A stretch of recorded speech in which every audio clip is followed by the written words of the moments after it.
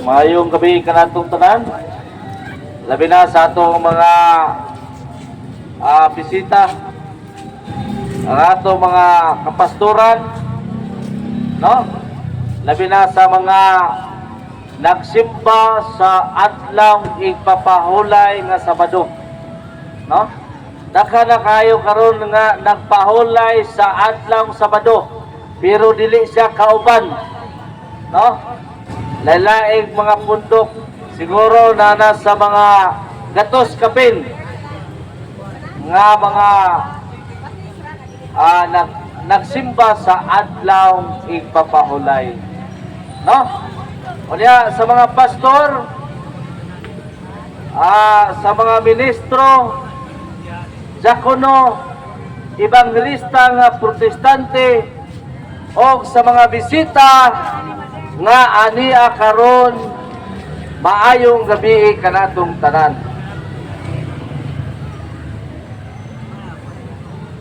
Unya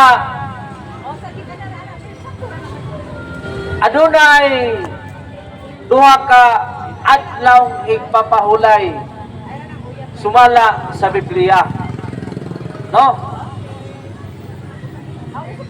Sa Biblia makaigsunan kung atong tanawon diha sa Mateo 26 versikulo 57, sa panahon sa Israel sa atong Ginoo, ang pangulong pare ni ato mao si Caiphas. Si Caiphas ang pangulong pare sa mga Sabadista nga original. Sabadista nga original makaigsunan. Okay na may mga Sabbath keeper karon. Onya ang Sabbath keeper dili po ni muduktong ngadto sa Israel.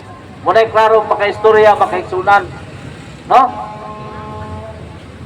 Munay klaro makaistorya kay basig unya og makuha ng atong una nga dito sa Israel adunay nagsimbang adlaw ipapahulay unya dinhi sa Dumaguete, sa Negros Oriental aduna po'y nagsimba sa adlaw ipapahulay, kauban sila dili makaigsunan, no?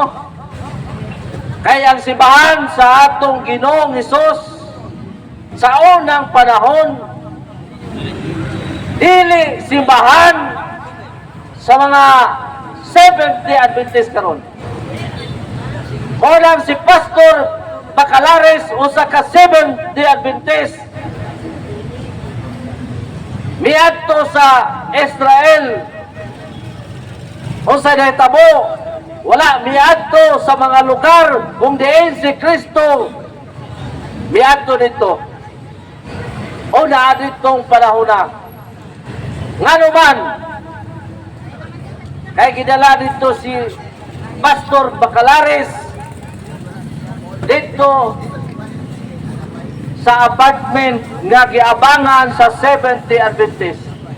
Dili day simbahan makaigsunan, dili day sa kauban ni atong kauban ni Jesus sa unang panahon nga nagsimba sa adlaw ipapahulay, no? Kay kung ang Seventh-day Adventist og laing mga nagsimba sa adlaw ipapahulay o mubisita dito sa Israel karong panahon na makaigsunan, asa muagi sa simbahang Katoliko, kay di ka makaadto dito sa Israel kung dili ka muagi sa simbahang Katoliko. Ngano man kay ang tanang lugar nga nasa Biblia nga existing karong panahona ang nagtindog nga simbahan ni adto mao man ang simbahang Katoliko, dili Seventh-day Adventist. Muna klaro makaistorya makaigsunan. Dili lipat-lipat, dili lipod-lipod, kung dili gatugaan na ta sa matuod, no? Muna makaigsunan ato kong susihon kay sa unang panahon sa mga Sabbath keeper mao si ang Pangulong Pare, mao si Caiphas. Apan adunay Pangulong Pare sa Kristiyanos, way lain kundili ang atong Ginoong Hesukristo. Mabasa nato sa Hebreo 7, versikulo 26, si Kristo ang Pangulong Pare.